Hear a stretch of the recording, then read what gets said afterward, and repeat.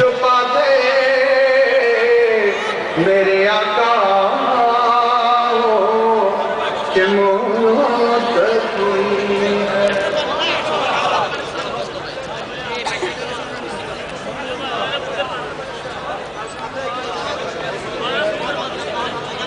سال کا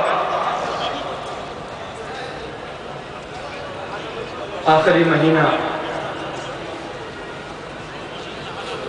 ذو الحج کا مہینہ،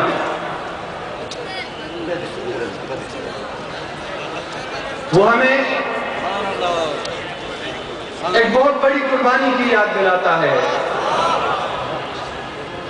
جو قربانی حضرت ابراہیم علیہ السلام نے دی، اور سال کا پہلا مہینہ وہ ہمیں ایک دوسری قربانی کی یاد دلاتا ہے کہ جو نواسہ رسول حضرت حسین ابن علی رضی اللہ تعالیٰ عنہما نے ادا کیا۔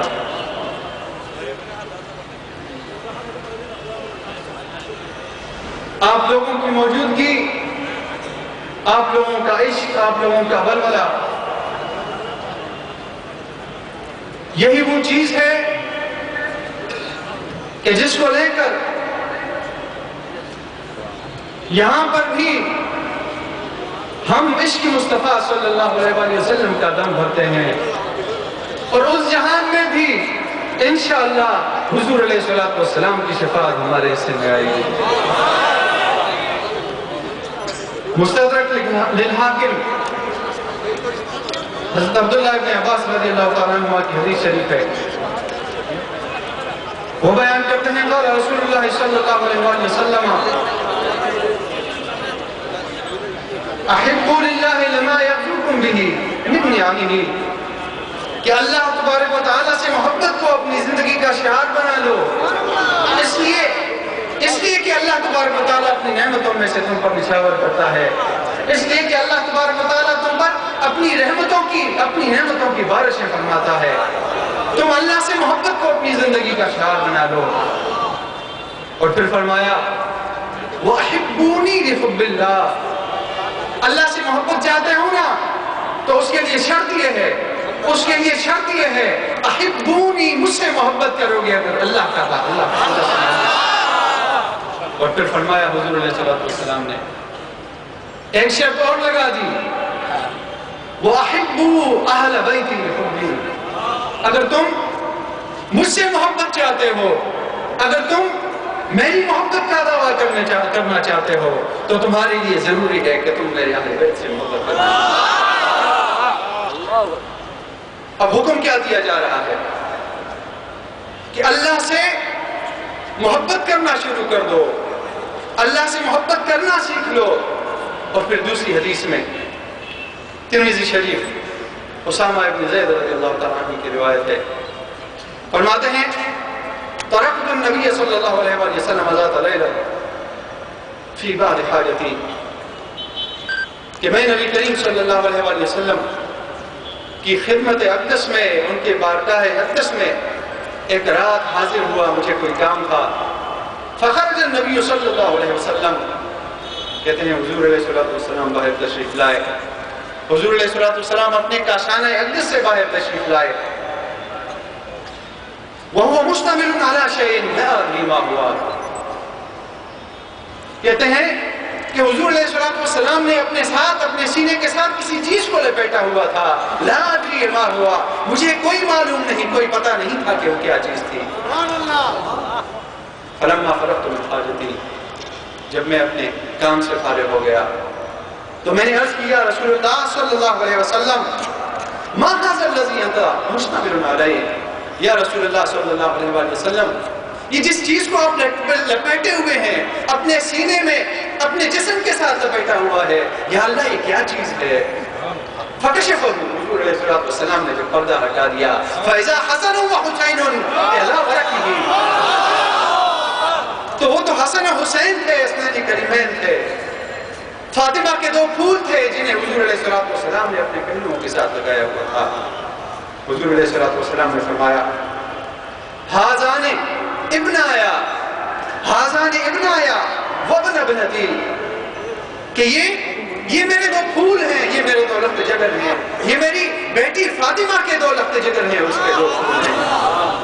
اللہم انی احبہما، اے میرے پروردگار میں ان دونوں سے محبت کرتا ہوں، اے میرے پروردگار مجھے ان دونوں سے پیار ہے۔ فاحبہما، اے میرے پروردگار میں اس سے محبت کرتا ہوں نا، تو بھی ان سے محبت کرنا شروع کر دے۔ واحب من یحبہما، اے میرے پروردگار جو کوئی بھی ان سے محبت کرنا چاہے، جو کوئی بھی ان سے محبت کرنا شروع کر دے، یا اللہ تو ان کو بھی اپنا معبود بنا۔ وہاں پر کیا ہے؟ احب اللہ، کہ اللہ تبارک و تعالیٰ سے محبت کرنا شروع کر دو۔ اس کے لیے شرطیں رکھ دی، اور پھر نتیجہ کیا نکلا کہ تم حضور علیہ السلام کی آل کے ساتھ محبت کرنا شروع کر دو گے تو اس کا نتیجہ ہی نکلے گا۔ مقصد تو تمہارا یہ ہے کہ تم اللہ تبارک و تعالیٰ سے محبت کر لو، لیکن نتیجہ کیا نکلے گا کہ اس کے صلے میں اللہ تبارک و تعالیٰ تم سے محبت کرنا شروع کر دے۔ اللہم انی احبہما، اے میرے پروردگار میں ان دونوں سے محبت کرتا ہوں۔ تو آج اگر کوئی اہل بیت سے محبت کرتا ہے، اہل بیت سے محبت کا دعویٰ کرتا ہے اور اس دعوے میں وہ سچا ہے، تو پھر وہ سمجھ لے کہ گویا حضور علیہ السلام کی دعا اس کے حق میں قبول ہو گئی۔ حضرت عبداللہ ابن عباس رضی اللہ تعالیٰ عنہ کی حدیث شریف ہے، کہتے ہیں حضور علیہ السلام نے فرمایا انا شجر، کہ میں ایک شجر ہوں، میں ایک درخت ہوں، میری مثال ایک درخت کی سی ہے۔ وفاطمہ تو حملھا، حضرت فاطمہ اس کی شاخیں ہیں۔ وعلی لکاحھا، حضرت علی رضی اللہ تعالیٰ عنہ اس کے شگوفے ہیں۔ والحسن والحسین ثمرھا، اور حسنین کریمین اس کا پھل ہیں۔ والمحبون اہل البیت ورقھا، اور جو اہل بیت سے محبت کرنے والے ہیں وہ اس درخت کے پتوں کی طرح ہیں۔ فی الجنت حقا، اور یہ سارے کے سارے حق ہے، یہ بات حق ہے کہ یہ سارے کے سارے جنت میں جائیں گے۔ حضرت یعلا ابن مرہ رضی اللہ تعالیٰ عنہ سے روایت ہے، بخاری نے بھی اسے روایت کیا ہے، حاکم نے بھی، مستدرک نے بھی، ترمذی نے بھی اسے روایت کیا ہے۔ اور اس سے پہلے حضور علیہ السلام کا ارشاد، الا